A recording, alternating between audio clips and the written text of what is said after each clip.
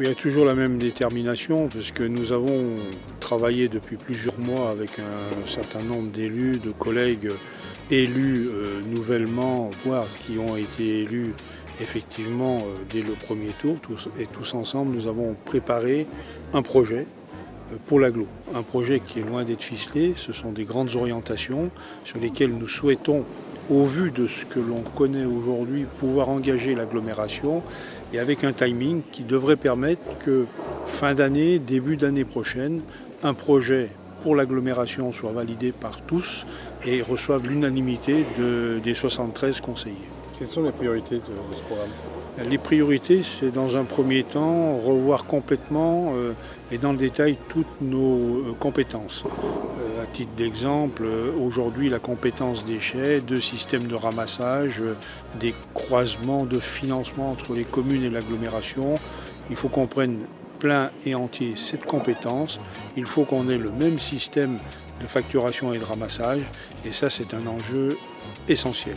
Le deuxième, c'est également pour l'eau et l'assainissement, où on doit revoir l'ensemble de nos compétences, puisque je rappelle qu'elles proviennent de compétences partagées par 4 communautés de communes préalablement, que la fusion de toutes ces compétences-là, qui étaient diversement organisées, nous ont mis dans une situation où on devait tout prendre et ne pas rendre aux communes, ne pas rendre une compétence orpheline, comme on l'indique, aux communes une quelconque compétence. Donc pendant 3 ans, nous avons assumé avec les services que je remercie très sincèrement, avec Sylviane Chemel à sa tête, avec Éric Chambon ensuite, des compétences très diverses, très variées, ce qui est le résultat de ce travail d'agglomération, c'est le cas de le dire, et maintenant nous devons reprendre toutes nos compétences, je l'ai dit, eau et assainissement, le logement sur lequel on doit retravailler, les déchets, qui sont nos compétences premières, et puis bien entendu l'économie, mais là il y avait une certaine harmonisation du travail entre les communautés de communes, que je rappelle qu'Arlisère existe depuis plus de 20 ans, qu'il a été créé à l'origine par les maires d'Albertville et d'Ugine, c'est-à-dire Albert Gibello et moi-même, et que depuis lors, toutes les communes ont adhéré. Il y avait un travail qui était fait dans le cadre du PETR.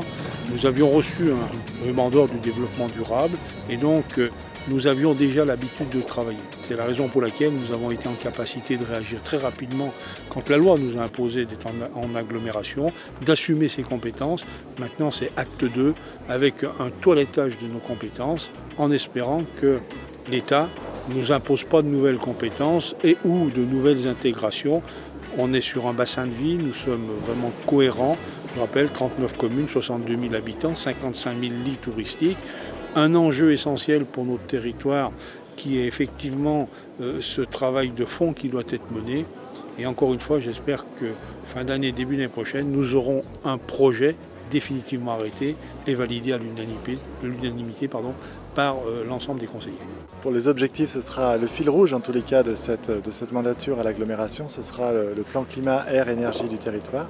C'est-à-dire que toutes les actions qui vont être menées sur le territoire seront empreintes d'environnement, de développement durable et de continuité écologique.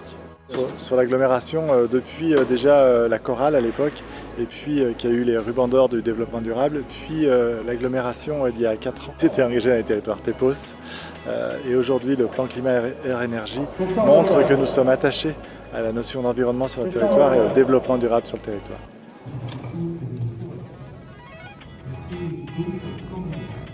Tout d'abord, proposer à tous les habitants d'Arlisère d'avoir les mêmes services au même prix. Ça a déjà été le cas pour les équipements publics, nautiques, pour les équipements culturels. Et nous allons aller plus loin sur tous les services à la population, où tout habitant aura le même service au même prix. Et ensuite, bien entendu, rapprocher les communes de l'agglo et redonner éventuellement pour partie à certaines communes qui le souhaitent plus de proximité, c'est-à-dire retravailler sur l'équilibre entre la proximité des services, la prise en compte par l'agglo de certains services pour le compte des communes Et là, il y a un véritable travail à faire et nous avons déjà lancé, puisque c'était fait précédemment, une consultation nous permettant d'équiper dans un premier temps toutes les communes pour avoir un travail en visioconférence. C'est pas que le Covid qui nous a fait ça, c'est aussi un travail préalable. Et les consultations sont parties, qui veut dire qu'avant la fin de l'année, toutes les communes vont être équipées et on va pouvoir faire participer tous les habitants, tous les élus, à l'ensemble de nos conseils, ce qui est un premier point extrêmement important.